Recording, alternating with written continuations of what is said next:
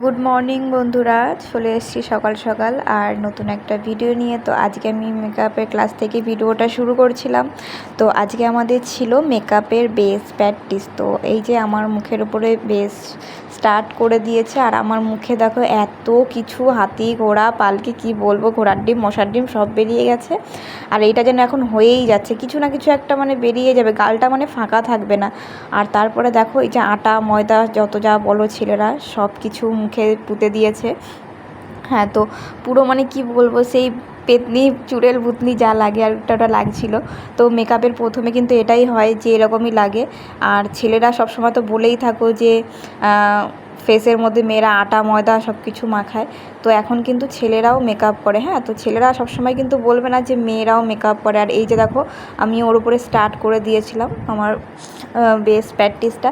আর হ্যাঁ, ছেলেরা তোমরা সবসময় বলো মেয়েরা মেকআপ করে, এখন কিন্তু ছেলেরা বিয়ের সময় ছেলেরাও মেকআপ করে, ফেসিয়াল করে, মানে মেয়েরা যা যা করে ছেলেরাও কিন্তু তাই তাই করে। তো ছেলেরা এখন থেকে কিন্তু আর বলবে না যে মেয়েরাই আটা ময়দা মাখে, ঠিক আছে?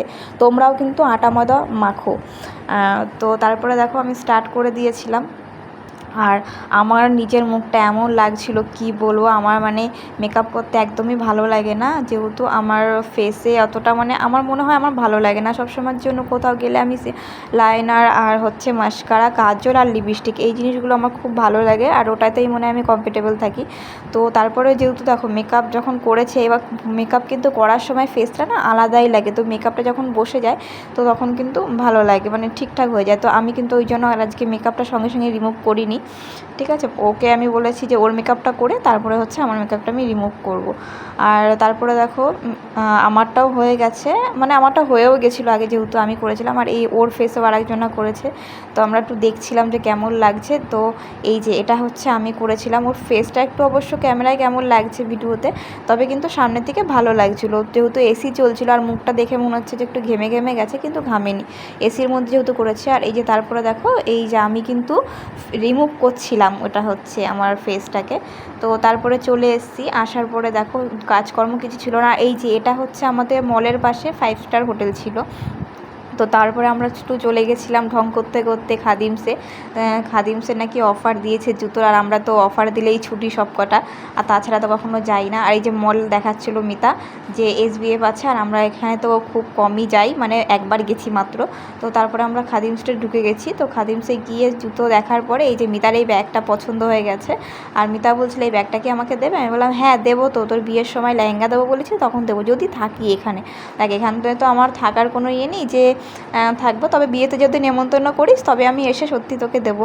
আর এই যে দেখো যতই মানে আমরা আয়নার সামনে মানে সারাক্ষণ থেকে যাই, তাই যেন যেখানে আয়না দেবো সেখানে গিয়ে একটু ঢং করা শুরু করে দেবো। তো তারপরে দেখো এন্ট্রি নিয়ে গেছি আমরা ম্যাক্সে, এমনভাবে ঢুকেছি মনে হচ্ছে কত কিছু না কেনাকাটা করবো, অথচ আমাদের পকেট পুরো খালি মাসের লাস্টের দিকে। তো তারপরে দেখো আমরা এদিকে দেখছিলাম, আর মিতার একটু জিন্স নেওয়ার ছিল, আমারও নেওয়ার থাকে, কিন্তু আমরা ওটা বলে যাই যে এটা নেবো ওটা নেবো এটা নেবো আছে, কিন্তু এত বেশি প্রাইস, মানে ডিসকাউন্ট দিয়েও খুব বেশি প্রাইস। এই যে দেখো দুজনে আবার চলে গেছে আয়নার সামনে, এদের আর আয়না দেখা হয় না, অবশ্য আমারও ওটাই মনে হয়। তো তারপরে আমি মিতাকে জিজ্ঞেস করছিলাম যে এগুলো কি অনেকটা শর্ট হবে টপগুলো?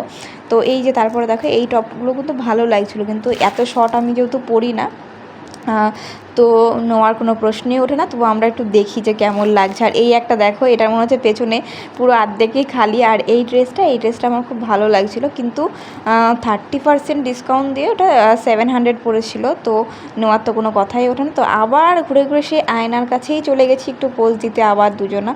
তো দেখো চারিদিকে মানে ভালোই লাগছিলো ড্রেসগুলো দেখে। দেখো মেয়েদের তো একটা নেশা থাকেই, তো দেখে পছন্দ হলে কিছু করার নেই, বিশেষ করে আমাদের মতো মানে ফ্যামিলির।